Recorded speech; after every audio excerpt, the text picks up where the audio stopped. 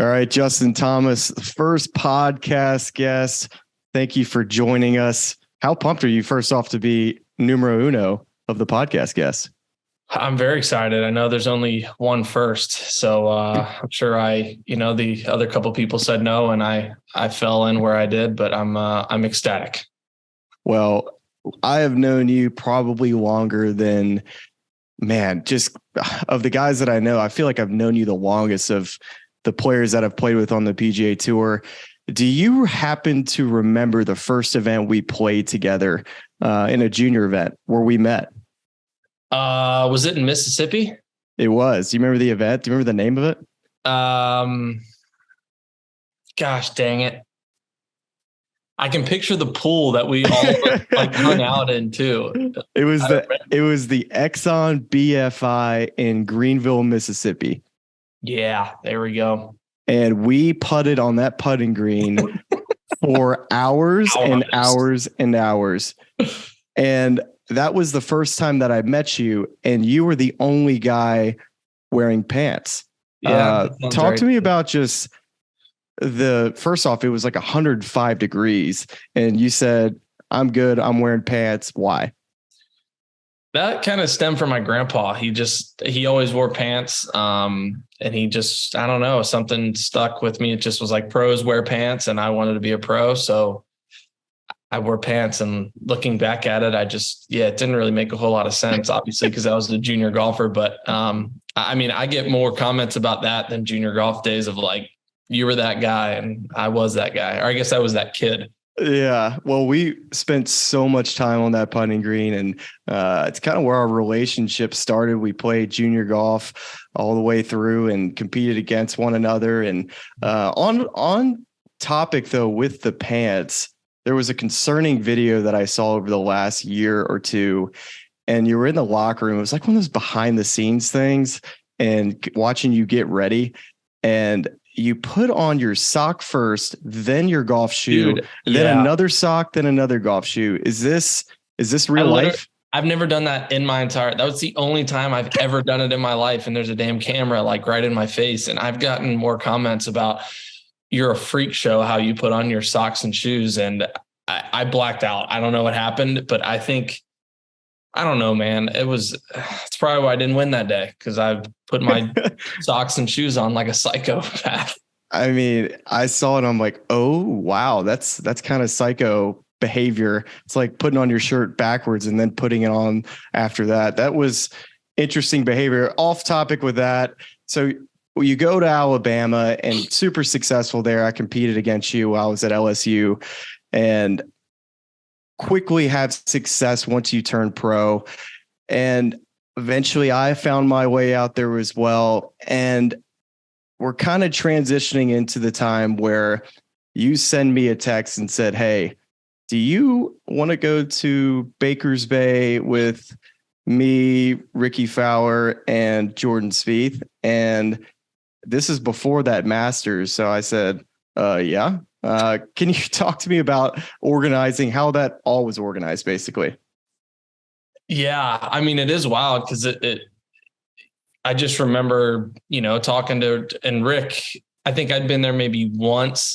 Jordan had never been, you had never been. And, Rick had been a handful of times, and we were talking about going. We're like, well, let's take a guy's trip. Obviously we were all in very different places in our lives, where we could do things like that. And we're just like, well, who should we invite, or what are we going to do? And I was like, and I think like you knew Rick and Jordan, but you hadn't really like hung out with them, right?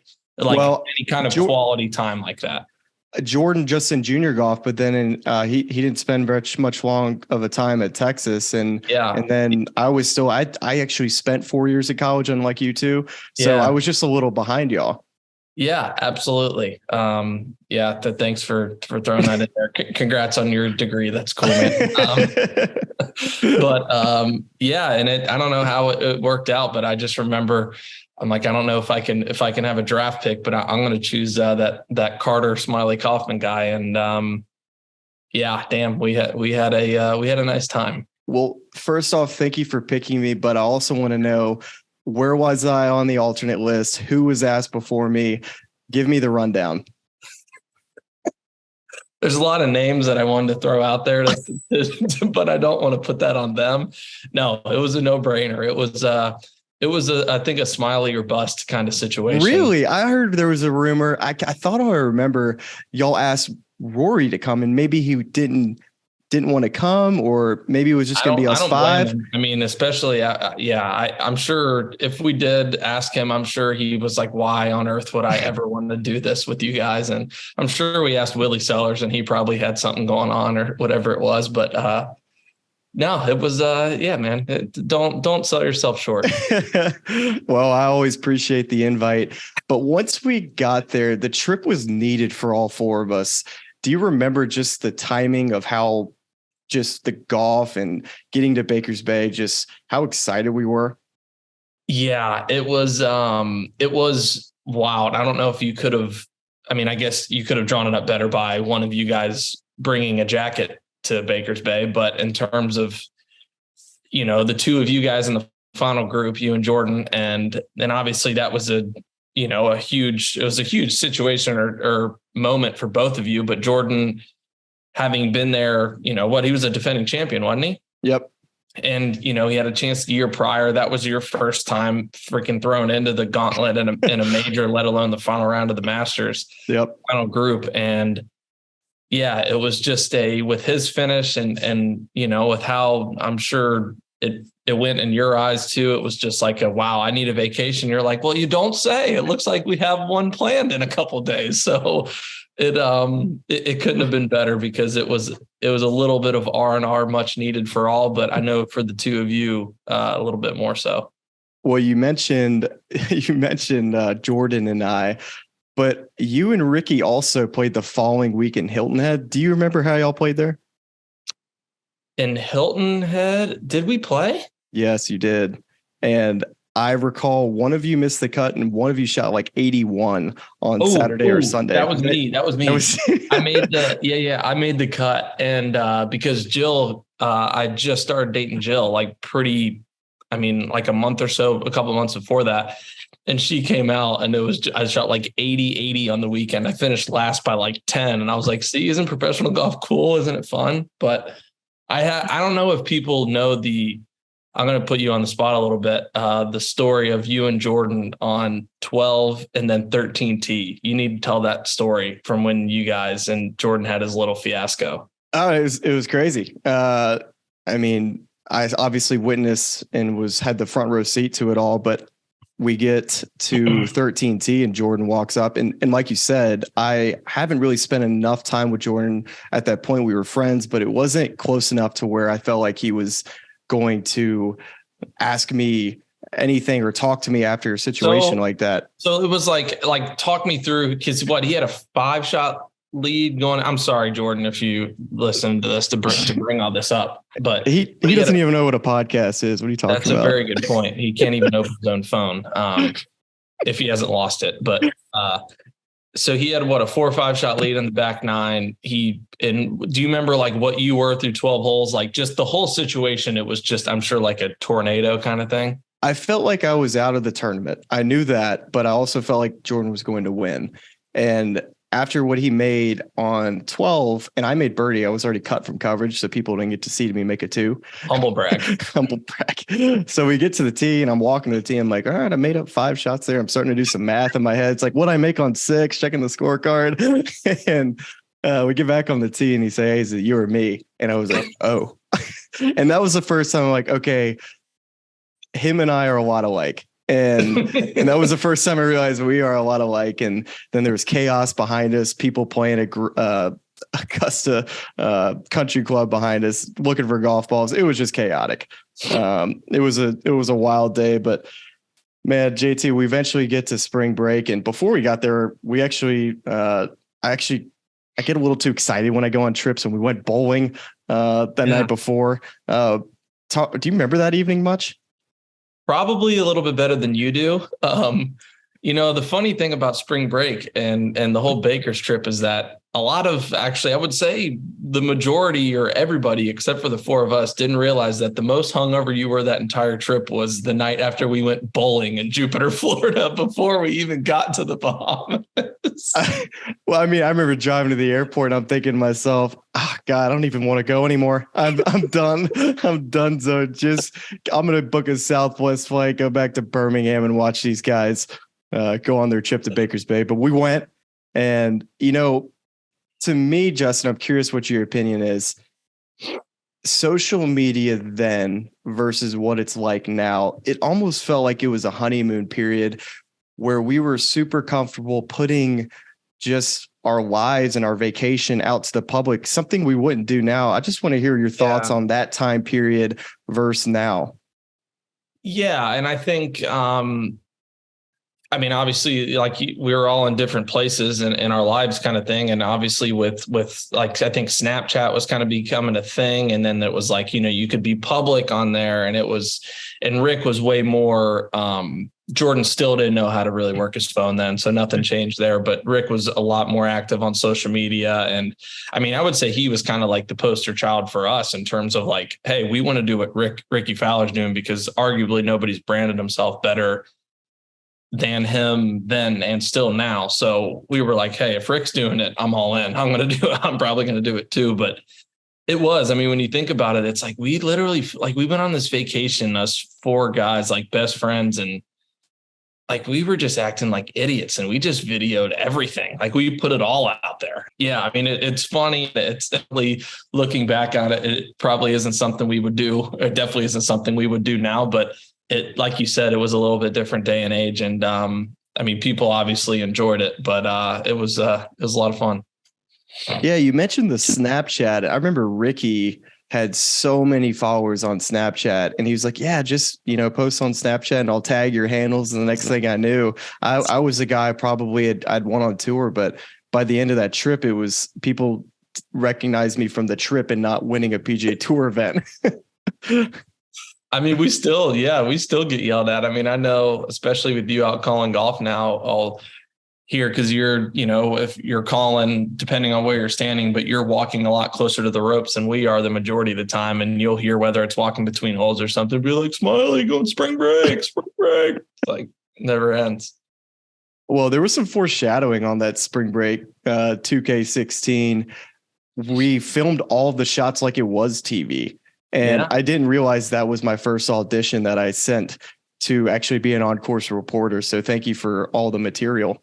Yeah, absolutely. My only disappointment with then versus now is you only seem to use a microphone as a microphone now versus, on that trip, I think you used like a rake, a shoe, a tequila drink, a coconut, like anything that was there, you used as a microphone. Who was it? It was like Kurt Byron was getting thrown out there. Oh God. And I work with Kurt now, and he was like, dude, why did you keep using my name so much? And I was like, Kurt, I don't know, man. It was the first thing that popped in my head. I've had 5 tequila drinks and it's already 2:30. I'm sorry. Yeah, it could be worse. You take it as a compliment. So JT, I'm curious about social media. How has your relationship with social media since that trip changed since then compared to now? I definitely look at it a lot differently now. I still enjoy it, but I don't enjoy it near as much as I used to. I feel like it's gotten way more negative than it was. I think when it started, it was just an opportunity for people, and it still is an opportunity for people to, whether it's share their stories, say what's going on, kind of create this brand for themselves, or just, my whole thing is I want, if I go to dinner and I sit at the bar by myself and I talk to somebody who happens to be a fan of mine, like I want him to feel like he or she to know me how I am before I even talk to them. You know what I'm saying? So that's how I've always viewed it. But it just seems like it's turned into a place where you can just kind of say whatever you want. It doesn't matter if it's factual. It doesn't matter if it isn't. It doesn't matter if you have any credibility or you're the most credible. It just, you can say whatever you want. And that part of it is a little much to me at times. So that's probably why I'm not as active, and I try to limit my time on it. But it's still, it's taken over the world. That's for sure. Well, and you mentioned the negativity, the trolls. That's something that wasn't around back in 2016 as much. Thank God. The more that you're on social media, the more that negativity that you can read. Has that affected you much to where you feel like you just put social media away at times when you get to tournaments? I think there's a time and place for it. I've gotten in a habit, and I actually got this from Jordan. I mean, he hasn't had social media on his phone for a long time, but it initially started, he would take it off his phone for the majors. And I think that's great, because at the end of the day, when I'm in a major, like, it's all business. I'm not there to, the majority of things that are being posted during major weeks are not from me. They're either from my management or something that I maybe passed along. And, it's just more so that I don't waste any time or energy on something that I don't need to, other than trying to win the golf tournament or play well. And it's just like anything. And I'm sure you're the same way, or maybe not, but I go in spurts where I'm like, all right, I just need to get away from this a little bit. Or, if I'm sitting on a couch on maybe a little bit hungover rainy Sunday, like, yeah, I'm probably going to do my fair share of scrolling, like, just because I got nothing else to do. And I got to wait till 1:00 until the football games come on, or whatever it may be. So there's definitely a time and place for me. That's a great point. And I'm not going to talk too much about Spring Break 2017, but like the Hangover movie, the Hangover 2 movie is never going to be quite as good. But I would say the quality of our golf at Spring Break 2K17 was fantastic. And do you remember how well we played at Baker's that year? I'm going to be perfectly honest, Smylie. I don't at all. I don't. And that, I mean, that's a long time ago, man. Six years ago. Like, I do remember that we had some electric games, like some hammer games. We were playing quarters, I think, where we would, and I mean, you can get it rolling out there at Baker's. And I do remember that we had some great games, but in terms of specifics, no, I do not. I do remember playing that quarters game. And so often I felt like y'all would flip, all three of you would flip heads and I would flip tails, and y'all would immediately say hammer.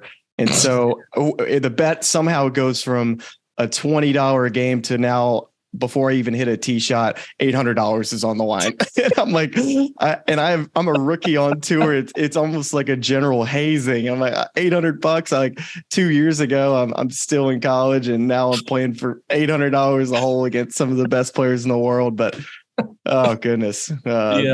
It seems to happen that way. I will say, I will give Jordan a hard time about anything and everything. You're very similar, but there may be nobody on planet Earth that is better at keeping a scorecard and keeping like track of bets than he is. I mean, there was a time we went on a trip to Ohoopee during quarantine. Me, Jordan, Rick, Duff, Kiz, and Gary Woodland. It was like, we needed to get out of the house. We wanted to go like play some fun games and like, get a little bit of competitive.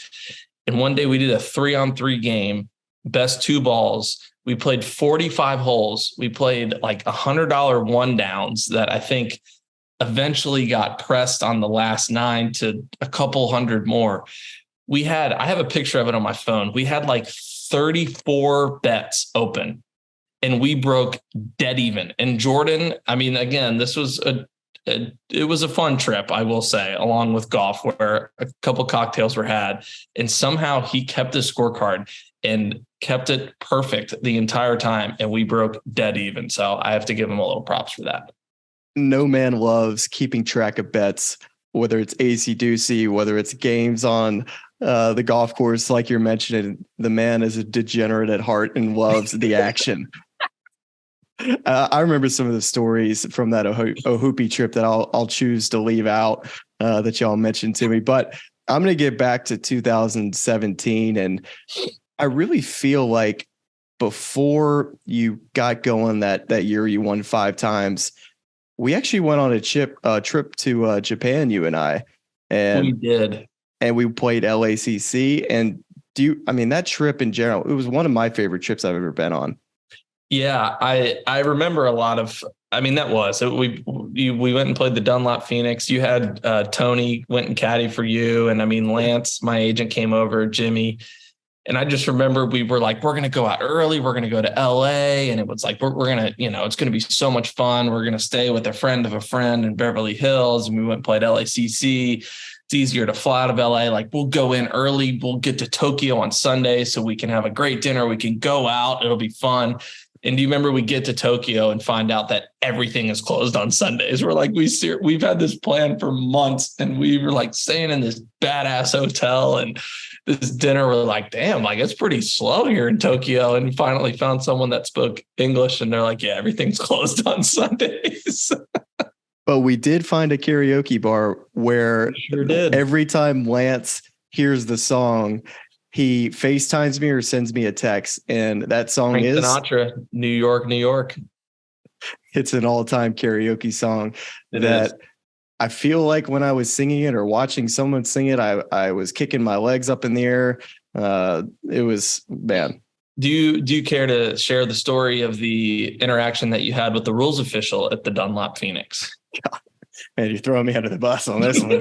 I actually told this story this past week to a rules official, and talking about a wild ruling I got in Japan. They had these large non-venomous spiders that felt like they were the size of your face when you looked at them. And on the 12th hole, I hit in the left rough, and the rough there was very long, as you remember. Mm-hmm. And the club got caught in the rough, hit a hosel into the right woods, and which I've a shank or two in my game. Yeah, you can just say you shanked it. It's a good caught in the rough. You shanked it. I was good for a shank every 3 months when I was playing on tour. Anyways, that's besides the point. My ball was underneath a huge spider web, massive spider. I call for a ruling because no way I'm hitting the shot. A PGA Tour official will be like, yeah, dude, drop a mile away from that. And the rules official comes up, doesn't speak great English, and he said, non-dangerous, play. And he kept like kind of rushing me into playing. And eventually I got to a point kind of boil over. I'm so mad. I'm in the woods, and I tell Tony, I was like, Tony, tell him go away. And I don't want to hit it here. Something like that. It just was a mess. And didn't he say something where he was like, no, like it's not dangerous. Like you can knock it. You can like knock it down. You're like, you knock it down. I'm not touching the spider. Like no. I asked him if I was like, you play the shot. And it just was a mess over those right trees on 12 at the Dunlop Phoenix. Still one of my favorite events. And JT, you end up finishing fourth that week, I believe fourth. And to be honest, it kind of felt like it propelled you to a big year. And what did 2017, what are your memories of that, winning a major and 4 other times on tour? Yeah, I mean, it all started in that fall winning CIMB. I felt like that just was kind of the beginning of kind of getting me a little bit of momentum. I'd won in 15 was my first win, and then 16 was I went back to back, and it was like, okay, you can win first time, but winning again. And I just felt like that. I learned a little something from that and how I handled that. And then going into Kapalua and Sony, where, arguably Sony was the best golf still to this day I think I've ever played. And I felt a little like a sense of confidence that I do belong out here. And, I can not only win, but win multiple times. And it was just more of a confidence and belief than anything. I felt like I didn't need to be perfect, or I could make mistakes. I just had to outthink everybody else. And I felt like that's what I learned. And it showed there again at the PGA and then the playoffs. And I was fortunate to sneak the FedEx Cup past our pal Jordy there. Well, I'm going to speak upon that confidence you were talking about. You said that the Sony Open, you said you played some of your best golf. Well, you and I had breakfast that morning, that Thursday. And I don't know if you remember that. You were joking around, having a good breakfast. And, we go out to warm up. I hit balls, and you went to chip first, and we pass each other in walking. And I'm doing something stupid, probably some dance, a dab. And I remember you walked like right past me and really didn't give me much as far as just a laugh or anything. I'm like, oh man, what got into that guy? And then I'm finishing up my round. I'd finished on the 18th hole, and I'm walking past the 9th, and I see that I knew you were going low that day, and then you made that putt for 59. I'm like, oh, okay, maybe he was in the zone and I didn't realize it. I mean, it's just crazy. You can get into the zone so quickly. Talked about how you're able to just almost get in that Tiger vision, like on the Xbox game we used to play. You can just tap into it so quickly. Yeah. And I mean, it's just there's days or weeks or months, years, whatever it is that's easier than others. And that just was one of those runs that I had, or definitely one of those years where I felt like I could tap into it easier than others. And it's very similar to stuff that all of us are trying to achieve all the time. It's just making it easier. It's not, you're never as far away as you think in golf. And I felt like that was something that I did. I mean, at Kapalua the week prior, I felt like I had a great lead, and then I just made a terrible double on 15. Hideki made a birdie, and all of a sudden I made it a tournament, and then I had a strong finish to then close it out. So that almost gave me a little bit more confidence, and having the opportunity to go back to back. It just was like, I didn't feel like I just stayed kind of in that rhythm and in that zone, and really just more trusted in my ability than anything, as opposed to like feeling like, oh, now I got to, I have to live up to these expectations, or I need to show everybody that I can do this or that. It just was more, hey, I've been practicing really hard and I believe that I'm plenty good enough. I just have to go play golf and have the faith and belief that it's plenty good enough kind of thing.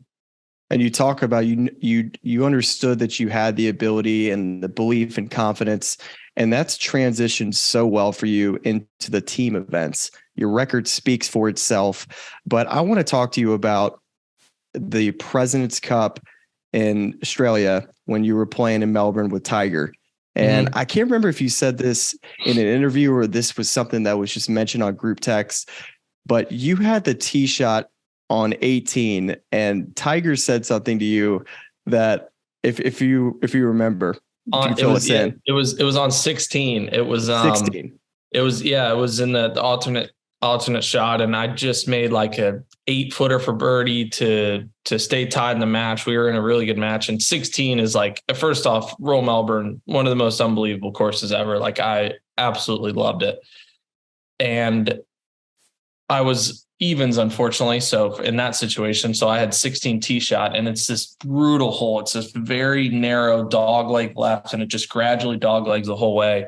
And I like to fade the ball off the tee. And there's this damn tree that's like right off of the tee on the left that it's just, right in my window. Like, I'm looking up, and that tree is what I see. So it already asked for a draw. The wind's in and off the left. And it's begging for me to just heel Haya one right of the planet. And it's just like, man, like, it's a big point in the match. Like, I need to get this ball in play. I have the greatest iron player on planet Earth on my team, but it's such a long hole. I can't hit like an iron, because then, it's like a driver 5-iron kind of par 4. And I never really asked Tiger anything in terms of layups or whatever it is.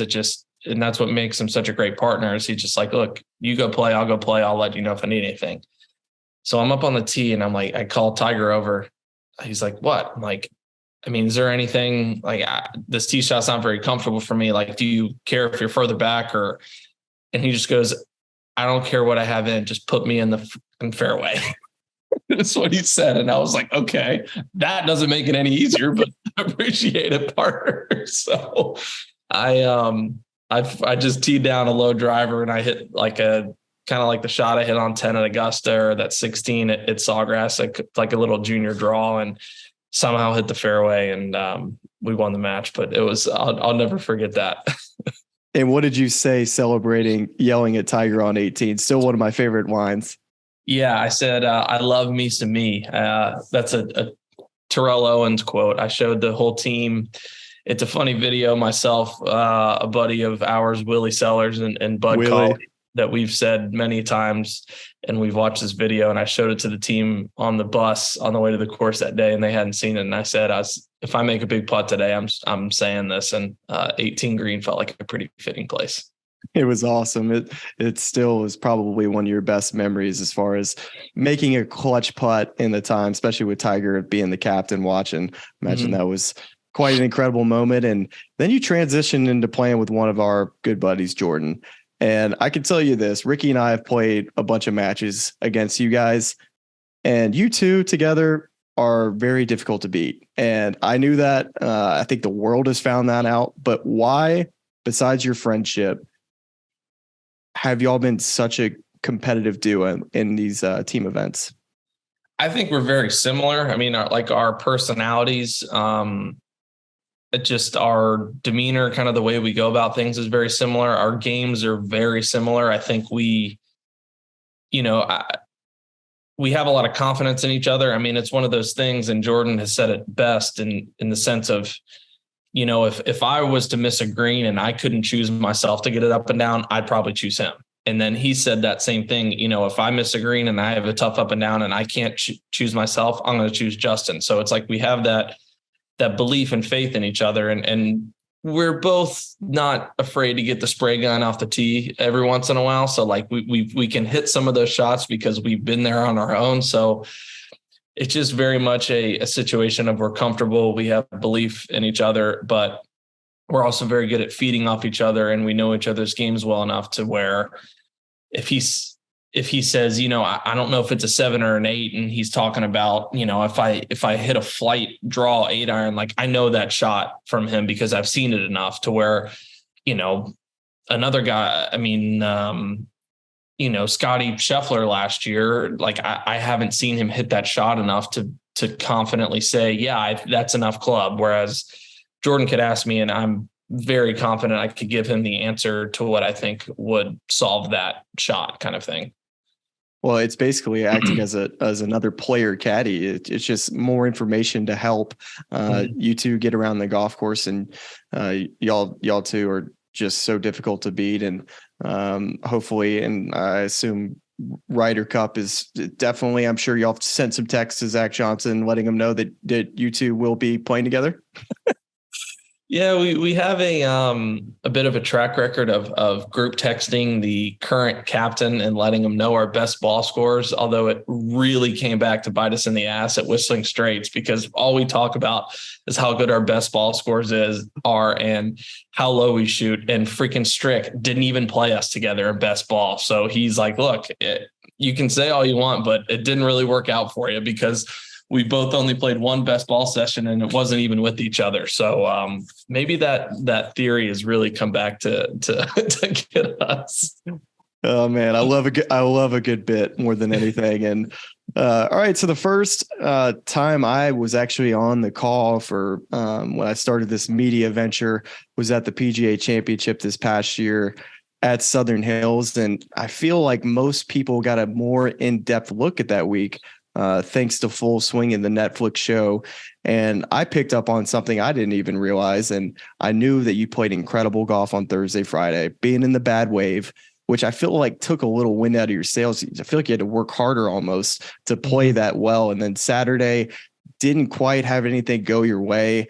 And talk to us about the range session. I know you've seen the episode, but I just want to hear your thoughts on just what all was going through your head that Saturday evening. Yeah, the range session Saturday afternoon was arguably the most important range session I've ever had in my life. I mean, it just was, it was one of those things to where I don't know if it was Bones, if it was me, my dad, John Graham, but it just was like, I couldn't leave the property in that frame of mind. I just was so pissed off. I felt like I just completely thrown away an opportunity to win a major, and I was in a great spot to do it. And I just was so mad, and it was very windy. It was cold. I mean, I was in one of the last couple of groups. It was damn near dark. So it just was, I just needed to go down to the range, and I needed to really just vent more than anything. I probably in total hit a handful of putts and a handful of shots, but probably just talked more than anything. And I just needed to all hell break loose and just really just let it fly. And I wasn't mad at anybody. It just was, I was frustrated and needed to get it out so that I could leave Southern Hills in a better frame of mind, because it's not healthy to one, take that home with me. But two, just to leave that course in that frame of mind, because because of that, and because of Bones, and my dad and John kind of keeping me positive and understanding that, look, whether it's to get in a better frame of mind to go shoot 68 or 9 and finish in the top 5, or to shoot 67 and win the golf tournament, like we had to make the most out of the situation we were at. That was the reality at that point. And it obviously worked out great. So it was pretty cool. So I remember in the Netflix Full Swing, you said, I mean, I can't even find anything, and didn't have a swing thought. So that was more just not even yourself talking. You really did have a swing thought, because I'm curious if you found something physically in your golf swing before the following day, or really it's just a total reset mentally just to get you ready, like you were talking about. It was just a reset mentally. It was, it was very windy. It just was one of those days that it was like, anything good that can happen didn't. It was like little things, like on 10, I hit a great tee shot down there, hit a really nice wedge, and it just, it was straight downwind. I got a huge wind gust and just knocked it straight down into the front bunker, whereas like I could go up on the green, I could have a tap in birdie, whatever. And, I on it, made a dumb decision and tried to go for the green on 13. I hit a good drive and my ball rolls right up against the collar of the rough. And, if that's in the fairway, I'm hitting 5 wood, which is arguably one of my favorite clubs in my bag. I most likely hit it up around the green and make birdie. Instead, I take on a risk. I hit a tree. I have to get up and down for 6. So it's just, there was a lot of things that just kind of happened in one of those days to where, it wasn't like I had one thing in my swing that was happening. It just was like my mind was unraveling a little bit. On Sunday, at what point did you feel like I have a chance to win this championship?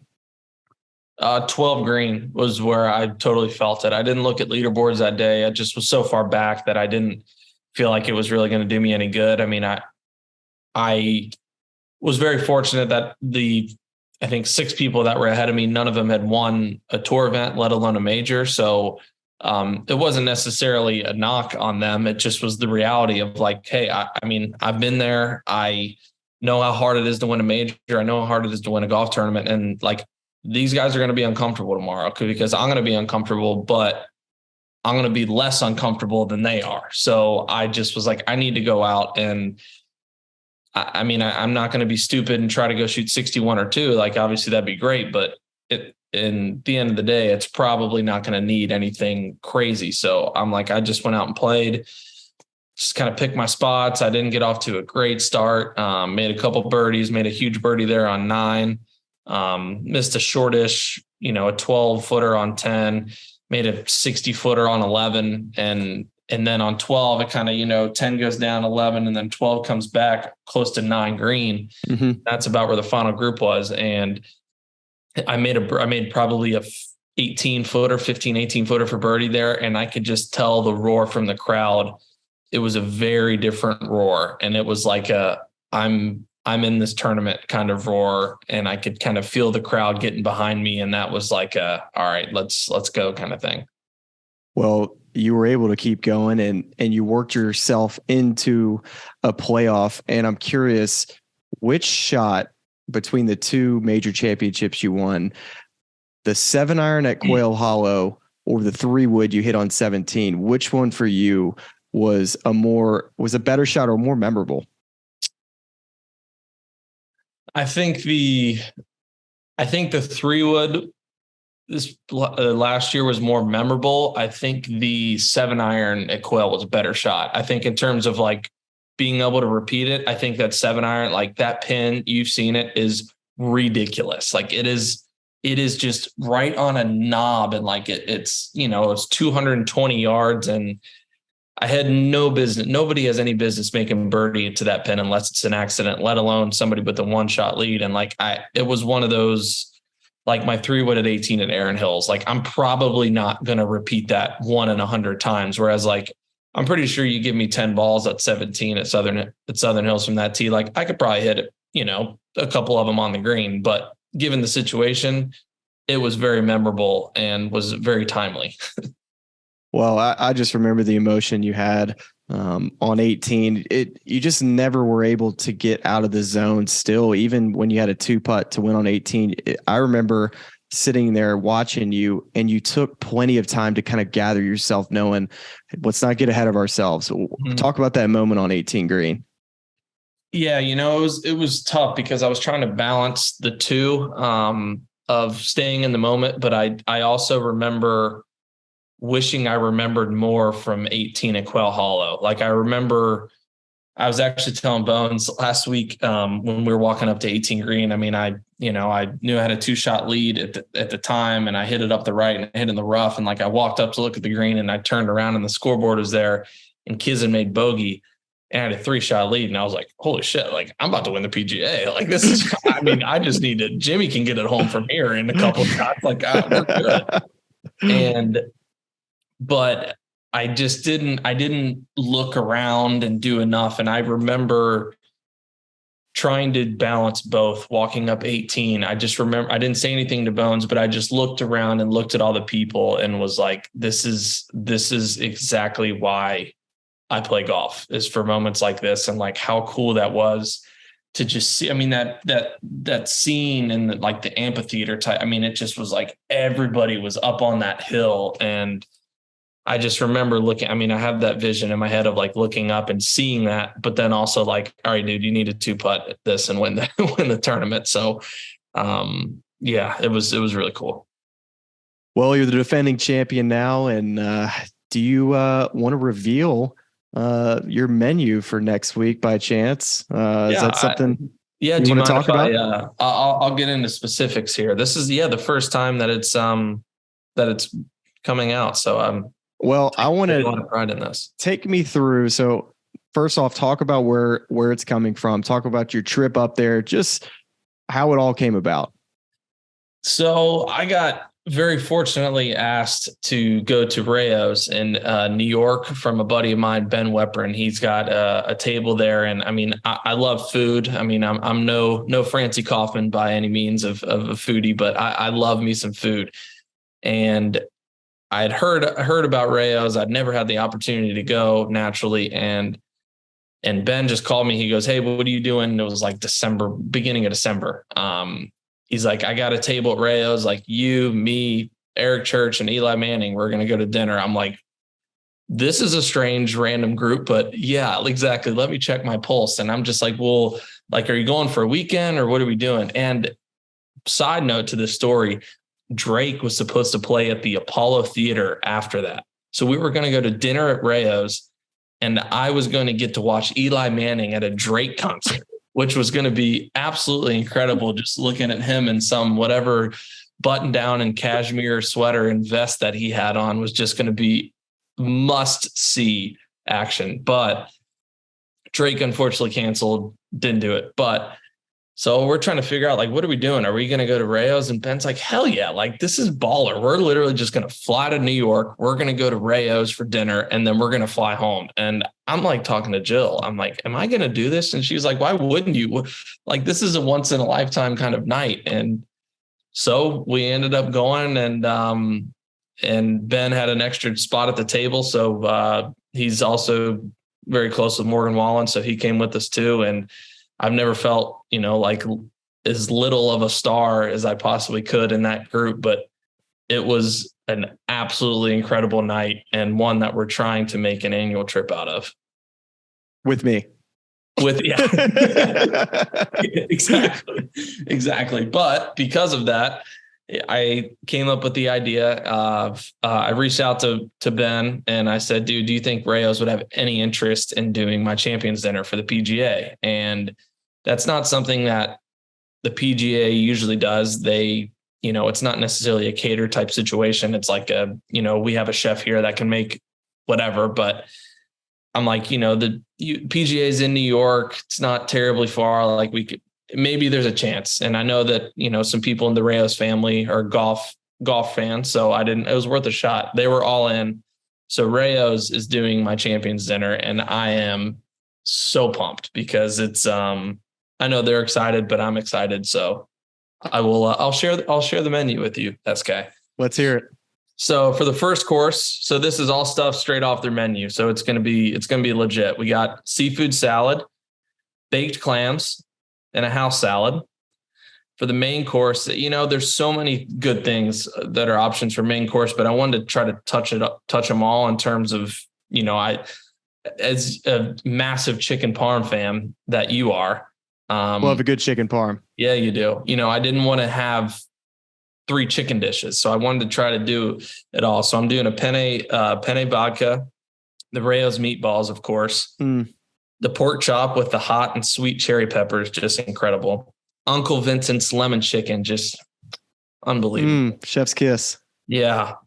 Naturally some steak, sauteed broccoli. And then for dessert, we have Rayo's New York style cheesecake and some mixed berries. So, I mean, it's going to be nice. So I know you've already asked me about how I'm going to sneak you into the dinner. It's going to be a little tough now that we're talking about it on your podcast, but we'll see what we can do. All right. So that dinner sounds amazing. I'm super jealous, but so you're now gluten-free and dairy-free. Where does that fit in on the menu for you? Can you even eat any of that? Thanks for bringing that up.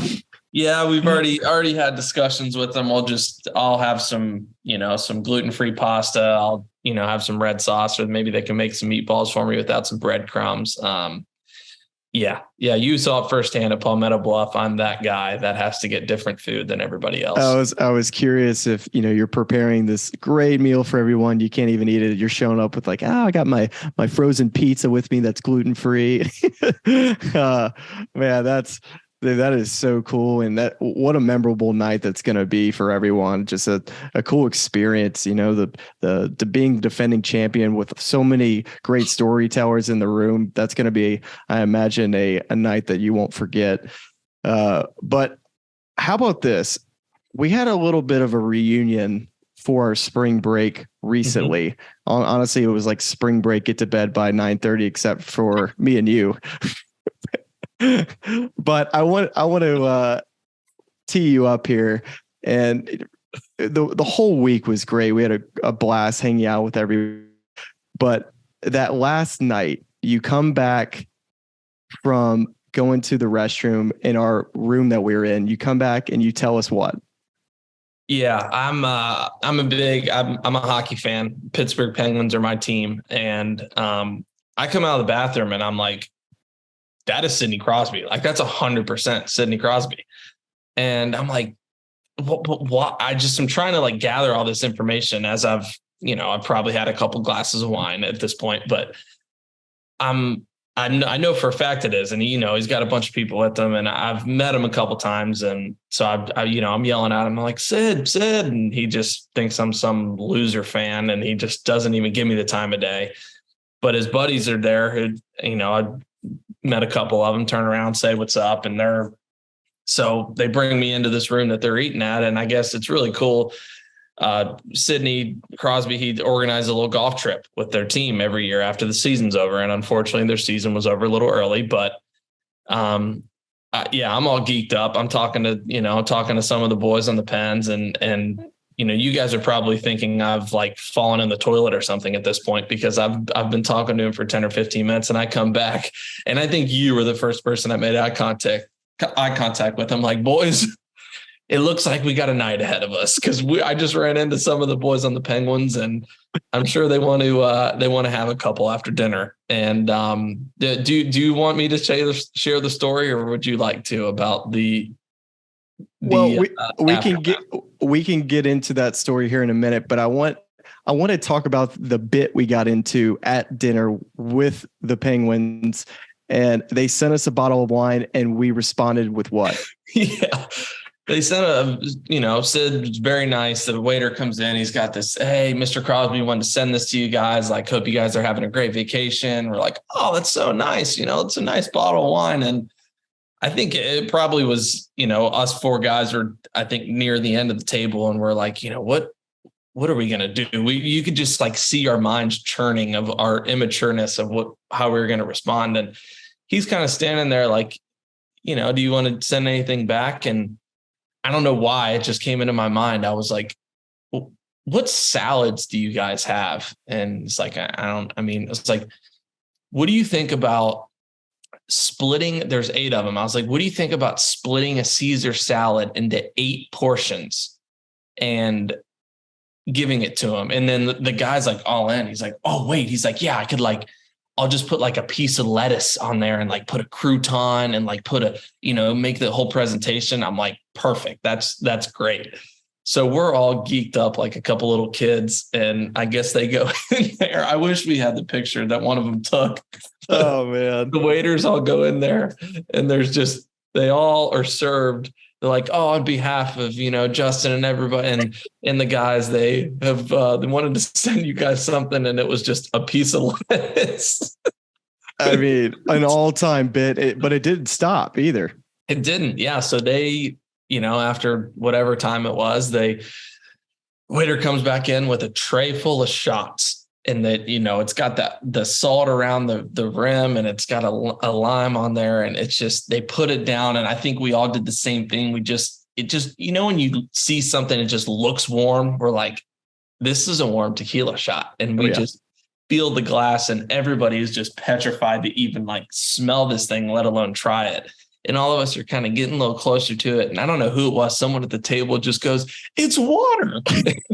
So they had sent back 8 water shots with salt around the rim and a lime on it, which then we proceeded to send the final blowback. And that was, we got them all glasses of 2% milk. It was one of the funnier bits back and forth. They sent 7 water shots, and because they didn't give me a shot, so I'm sitting there kind of like, oh, I'm going to avoid this. I'm going to get lucky. And then it turned out to be water. It was like, oh, thank God, Probably could use one of these, honestly. Oh, man. But I will say, so people are listening are probably like, wow, that was kind of rude. They sent us a bottle of wine, and they sent them 1/8 of a Caesar salad and milk. Well, you did leave your credit card for them to try to pay for their meal. They eventually said, no, we declined. So actually you ended up being the good guy in this whole situation. Yeah. I think they like sent it back, and they said, no, like, we know you missed the cut at the Masters, so you probably shouldn't pay for this or something like that. Those hockey guys. Oh yeah, that's right. Very witty. So it was good fun for sure. Well, you can get into the story if you want on as the evening, as your memory precedes you. Yeah, I mean, I can see it so vividly, and I wish that I could replay it for everybody. But we went back to the guys. They rented this place, which so happened to be like damn near across the street from us, which was perfect. So of course, the girls go back, and I think Rick had gone back, or he came over maybe for a little bit and went back. And again, like Smylie said, it just our immature, childish side takes over, and we're having fun with them. And then naturally the boys are like, let's play some flip cup. We're like, all right, yeah, cool. Sounds good. So setting it up, and it's like, we're picking teams. It's like captains, and it's, we're going back and forth, and I'm like all pumped up. I'm on Sidney Crosby's flip cup team. Like, this is going to be awesome. Freaking, Smiley's got Jake Gensel on his team. And it so happens to be where I think it was like 5-on-5 or 6-on-6 or something like that. And give or take. Yeah, give or take. But it starts on the other end, and then it's me and Sid to finish our team. And I forget who I actually may have been against. I forget, but it was another guy and you. So you and Sid were facing off last. Our team is just an absolute, it's embarrassing. Potentially the worst exhibition of flip cup I've ever seen in my life. So it gets to Smylie, and like, we're literally on like the second or third person still. So, and everyone's looking on his team's like, Smylie, go. Like, what are you doing? And he's just hands on his knees, just like looking at Sid, just waiting. So finally it goes to me, and Smylie is just like straight up, just staring the captain, 87, right in the eyes, waiting for him to go. And then finally I go, I finish, and Smiley's just holding his cup, looking at Sid like, you ready? Just down, up, down. Smylie just one swig, one flip, done. And game over just like that. It was one of the most baller moves I've ever seen, but it was so funny.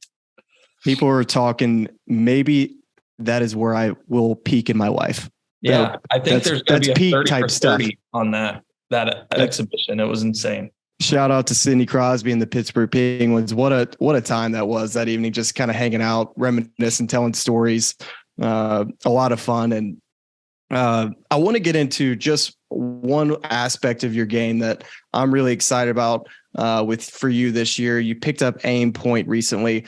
Talk about your experience. You only had 1 week with it, but what have you felt like it's changed for you perception wise with your putting? Yeah, I've always been someone that if I feel like something can improve, I'm going to try something. You know what I mean? That's why I'm going through this diet right now. It's like my gut was in a bad spot and it caused a lot of inflammation in my body. And I'm like, well, it's my own fault if I don't at least try it or do something about it. And it was kind of the same thing. I felt like where my putting was getting, I'm like, I know, and we've talked about this, whether it was at Palmetto Bluff we obviously text or talk quite a bit on the road or whatnot. I felt like I was rolling the ball really well and nothing was going in. I was burning a lot of edges. And then naturally that comes with some frustration and a lot of stress builds. And then you can almost see that. And I think we had talked about that. You could see where I was almost trying to will the ball in the hole because I felt like I just couldn't make it in reality. And that eventually spreads over your entire game. But anyway, I got with my putting coach, Sean Graham, and wanted to look at AimPoint. I played a couple times with Keegan at home and I was just sick of watching him make everything right in my eye. And I'm like, look, he couldn't talk enough about it. Max Homa couldn't talk enough about it. And I said, it's worth a try. If I learn one thing from it, then that's one thing I didn't know beforehand. And it was great. It's something that takes the technical side totally out of it for me. Like today I was out at the course and I spent 30 minutes. I didn't hit a putt, literally just feeling it, trying to see this is a 1, this is a half, this is a 2, this is a 3, this is a 0. And then walking around the green and standing there saying, okay, this feels like a little more than a 2, but not quite a 3. I'll guess 2.5, put it down, assess it, go to the next one. And just doing that. And it's like practicing your wedge game. If you want to be good at feeling the slope, you just have to practice it. And I really enjoyed it at Charlotte. I felt like it took a lot of, like I said, the technical side of my stroke. The only thing I'm focused on is hitting the speed because I had enough belief that I was close enough to the right read based off of the mixture of what I felt and looking at the slope and seeing what it was that, okay, this is a 2. All right, put 2 up. It's going to be somewhere in this area. And then from there, just let my athletic ability take over and just focus on hitting my speed. And I really putted really nicely and made a lot of great putts. Well, I'm looking forward to watching your putting as it goes throughout the year. I do think putting great last week. It's got to give you confidence heading into the PGA Championship here in a couple weeks. But I'm curious, will you use AimPoint at spring break or will the fingers be just a touch too shaky? Well, I think we discussed that. That was actually, I think, your first question you asked me is, how is that going to work? And I said there's a sweet spot in there. I think it's like, when you're shaky in the morning, obviously can't use it. And then there's you're gonna pump Bob in the morning? Yeah, I'll do like kind of what Rick does. He just kind of does like the wobbly plumb bob and he makes everything. And then, once you're aim pointing and you're starting to see multiple fingers, that's when you also just stop. You go home, put yourself to bed and stop doing aim point. So I have both of those to work off of as references. I love it. All right.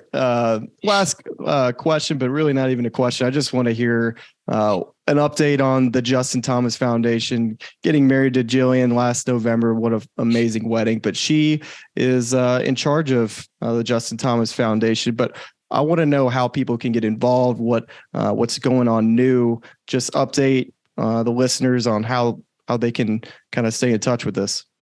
Yeah. Thanks. No, it's been great. And I know Jill's really, really enjoyed being involved. My mom has done so much. My dad, even especially with my AJGA event, that I've had now at the course I grew up at and the amount of money that's raised for the foundation. It's unfortunate. I would love to have more events. I've only had the one event, it was 5-ish years ago.